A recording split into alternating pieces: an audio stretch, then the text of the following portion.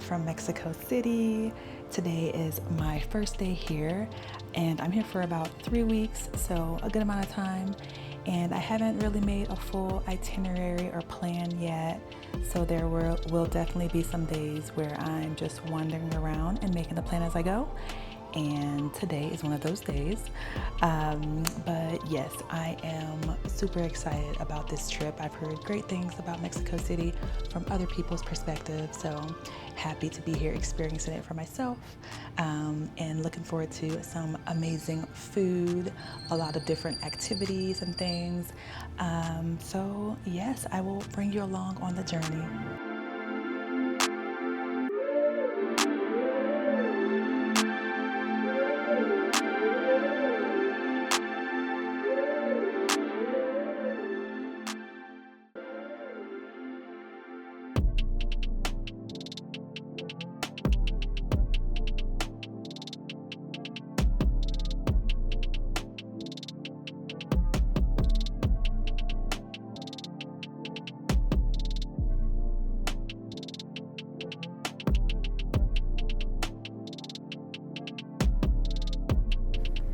I walked a lot this day, 17,548 steps, so almost 8 miles.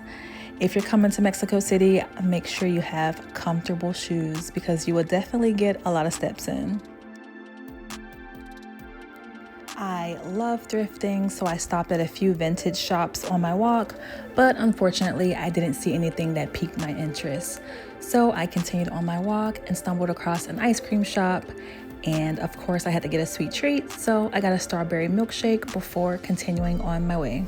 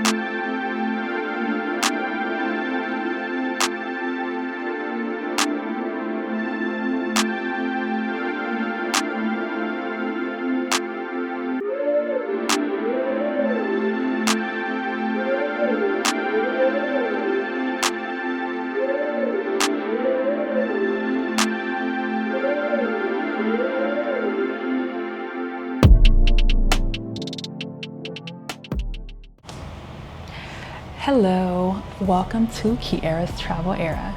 I am in Mexico City on a Friday night, so that means attending one of the wildest weekly wrestling events, Lucha Libre. If you don't already know, Lucha Libre is a big part of Mexican culture. From the heroes such as El Santo to the villains like Blue Demon, I couldn't come to Mexico City and not attend a wrestling match. Arena Mexico is a place to be on a Friday night, and I'm excited to bring you along on a journey. So, let's go. Motorbike taxis are my favorite way to get around Mexico City for 2 reasons. Reason 1, there's so much traffic in Mexico City and motorbikes can maneuver through that traffic easily, saving time and getting you to your destination much quicker. Reason 2, it's also much more cost effective than booking a car. So you can save money and you can save time. And booking a motorbike is pretty easy and can be done through Uber or a local app such as Didi.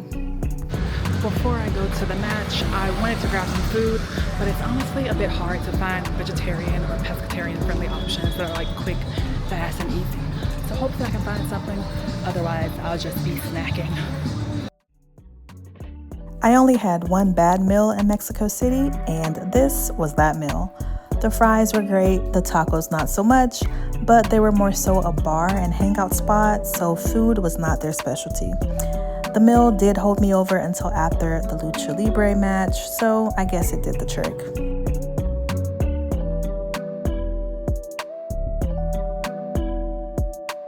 Outside of the arena, there are a lot of street vendors selling Lucha Libre masks, and the price range from about 50 pesos to 400 or more pesos, depending on how fancy the mask is. So it's a fun way to get in on the action and wear a mask while watching the match. And I did get one for about 50 pesos just as a small souvenir for myself. If you didn't purchase a ticket in advance, there are scalpers outside of the arena selling tickets at a marked up price, but it's typically best to go through Ticketmaster or the box office to avoid paying these higher fees.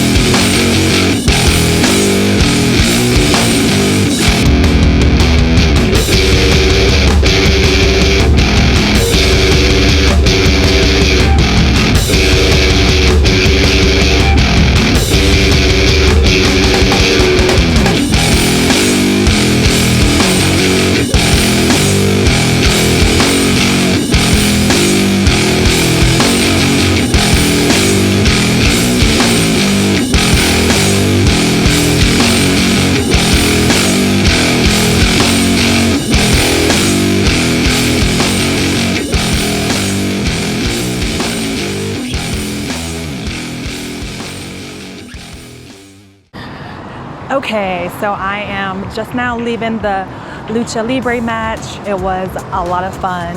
I had a great seat, row 17, which I thought would be a bit far away, but it was actually pretty close. So I really enjoyed the match. I'm glad I did it, and I definitely recommend if you are in Mexico City.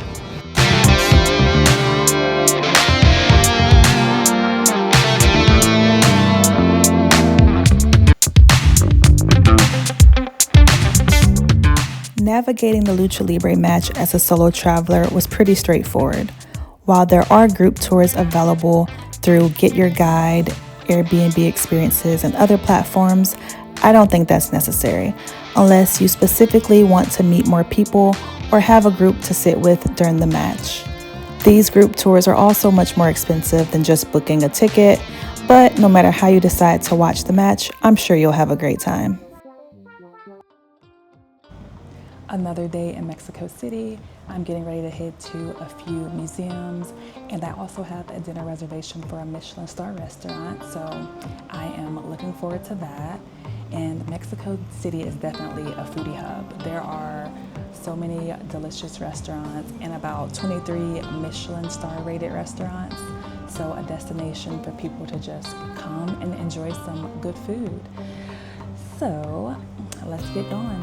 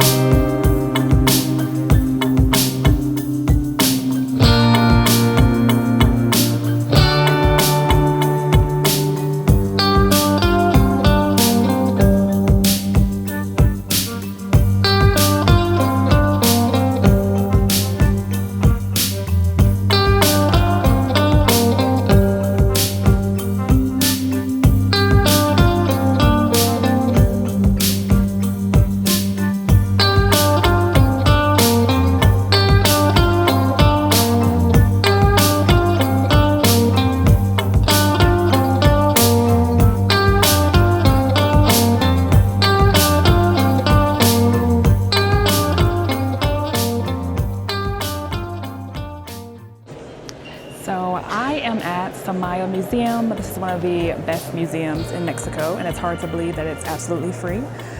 It has thousands and thousands of pieces of art from Mexican artists as well as European artists, because I'm pretty sure I've seen this art piece here in Paris. A very extensive gallery of artwork, and I will make my way through. Let's go.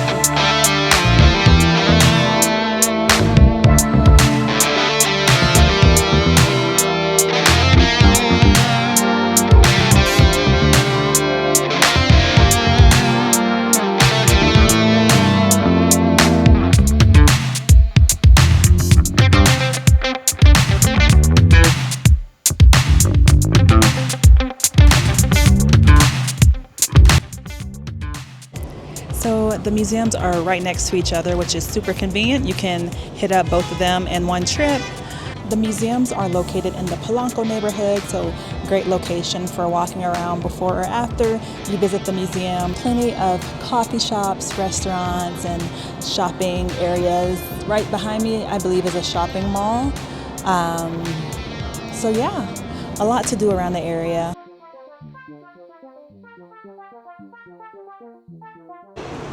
I'm having dinner at Guzina Oaxaca. It's only about a 15-minute walk from here. And it is Mexican food, specifically Oaxacan food. So looking forward to that, and I'll go ahead and head there now.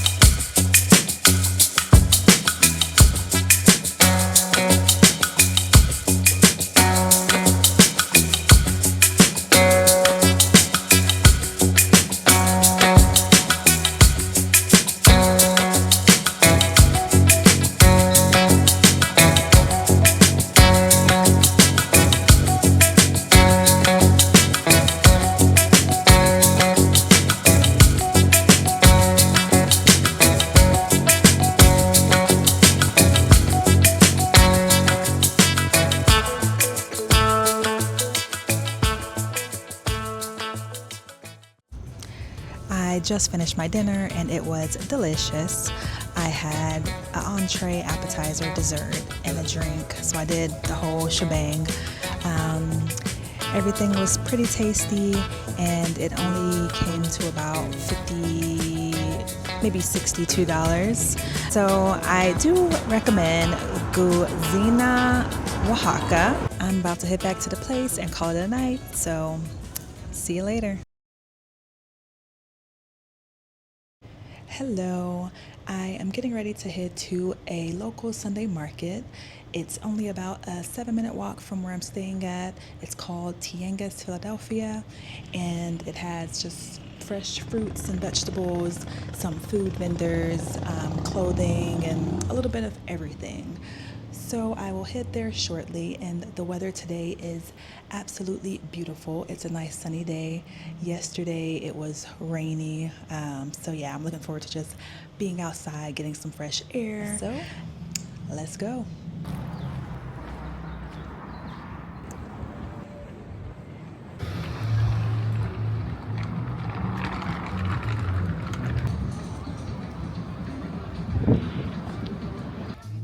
This lively neighborhood market is open every Sunday from 9 a.m. to 5 p.m. One thing I like about this market is that it's off the typical tourist path, so it really offers an authentic and local experience. It's a traditional open-air market where vendors set up along several blocks, selling everything from fresh produce to clothing to everyday goods and so on.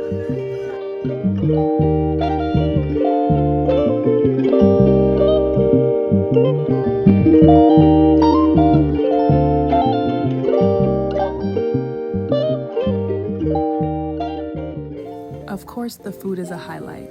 You'll find freshly made juices and smoothies alongside street foods such as tacos, elotes, and quesadillas. Blue corn quesadillas are a staple street food in Mexico City, handmade from native blue corn masa. I tried them for the first time at this market. It was filled with cheese and veggies, a simple yet tasty meal. I even ended up sitting and chatting with a nice local woman for over an hour. These type of interactions always make travels more memorable. So to sum it up, it was a great start to my Sunday. But the day was just getting started, so I hopped on a motorbike to head to my next destination.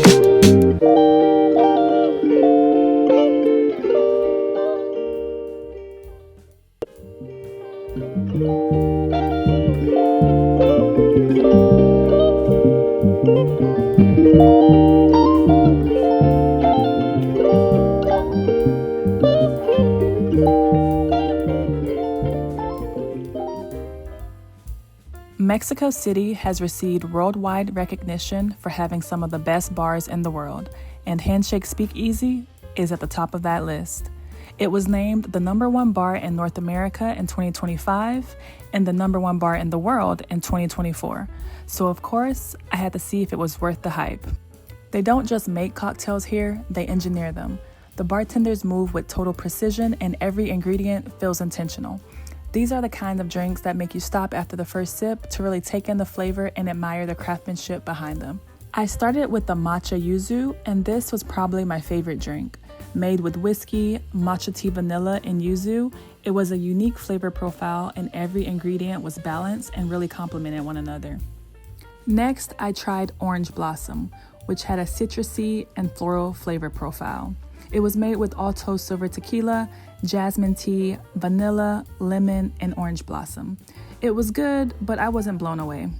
The waiter recommended Once Upon in Oaxaca, which was herbal with a slightly minty and smoky flavor. It was made with mezcal, mint, lemon, absinthe, and whey. This drink was also pretty tasty and flavorful. I ended the night with a fig martini, crafted with Bombay Sapphire Gin, fig leaf, dry vermouth, citrus, and a touch of lemon oil. The gin was strong, but the drink was smooth. With just a hint of fig, it was a classic, refined, and easy to sip drink. The drinks were 300 pesos each, so about $17 US, and totally worth it in my opinion. It's not every day that you get to visit the #1 bar in North America. So reservations can be booked out for weeks, sometimes even months, but if you don't have a reservation, you can still walk in.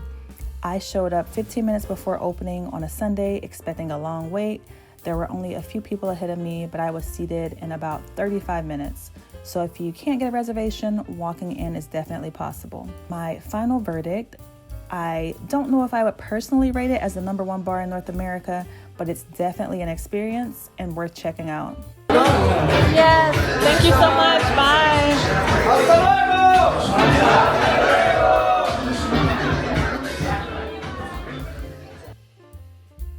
And as much as I wanted to stick around and try every cocktail on the menu, I couldn't stay out too late because I had an early morning the next day for a hot air balloon ride over Teotihuacan pyramids.